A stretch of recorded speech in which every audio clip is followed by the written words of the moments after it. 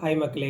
இந்த மாதிரி சம்பவம் உங்களுக்கும் நடந்திருக்கலாம். நீங்கள் ஹாலில் உட்காந்து டிவி பார்த்துட்டே இருக்கீங்க. அப்போ திடீர்னு உங்களுக்கு ஒரு ஞாபகம் வருது. இப்போ ஃபோனோ இல்லை வேறு ஏதோ பொருளை வந்து பெட்ரூமில் இருக்குது, அதை போய் எடுத்துகிட்டு வரலாம் அப்படின்னு நினைக்கிறீங்க. பொறுமையாக எந்திரிச்சு பெட்ரூம் நோக்கி நடந்து போகிறீங்க. கதவை திறந்து 2 ஸ்டெப் தான் வைக்கிறீங்க. திடீர்னு ஒரு பிளாங்கான மாதிரி இருக்குது. சுற்றி முற்றி பார்க்குறீங்க, எதுவுமே உங்களுக்கு ஞாபகம் வரல. எதுக்காக இந்த ரூமுக்குள்ளே வந்தேனே தெரியல.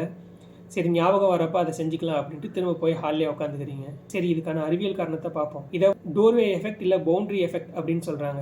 இந்த டோர்வே எஃபெக்ட் இல்லை பவுண்ட்ரி எஃபெக்ட் அப்படின்னா என்னன்னு பார்க்கறதுக்கு முன்னாடி நம்ம மூளையானது இன்ஃபர்மேஷனை எப்படி ஸ்டோர் பண்ணுது அப்படிங்கிறத நம்ம தெரிஞ்சுக்கணும். நம்ம மூளையானது காலையிலேருந்து நைட்டு வரைக்கும் நடக்கிற சம்பவங்களை லீனியர் ஃபார்மேட்டில் 1 2 3 4 இதுக்கப்புறம் இது அப்படின்னு ஞாபகம் வச்சுக்காம லொக்கேஷனில் நடந்த இன்சிடென்ட்டையும் கனெக்ட் பண்ணி ஒரு பாக்ஸ் மெமரியாக நம்ம பிரெயினில் ஸ்டோர் பண்ணி வச்சுக்குது. சரி, இதுக்கும் நம்ம ரூமில் நுழைஞ்சப்போ மறக்கிறதுக்கும் என்ன ரிலேஷன்னாக்கா, நீங்கள் ஹாலில் இருந்துட்டு அந்த பொருளை எடுத்துகிட்டு வரலான்ட்டு ரெடியாக எந்திரிச்சு பெட்ரூம்குள்ளே போகிறீங்க.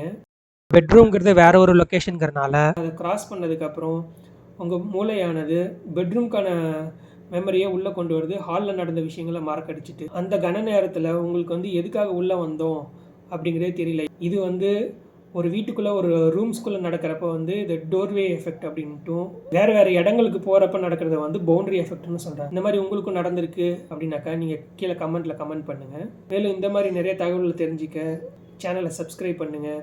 அடுத்த ஒரு வீடியோவில் பார்க்கலாம். நன்றி, வணக்கம்.